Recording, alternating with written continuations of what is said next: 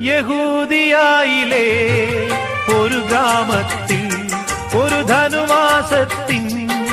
കുളിരും രാവിൽ രാപാത്തിരുന്നു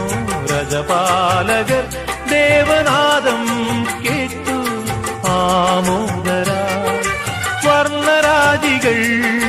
വിടരും വാനിൽ വെള്ളിമേഘങ്ങൾ ഒഴുകും രാവിൽ താരക രാജകുമാരിയോടൊത്തന്നു തിങ്കൾ കലപാടി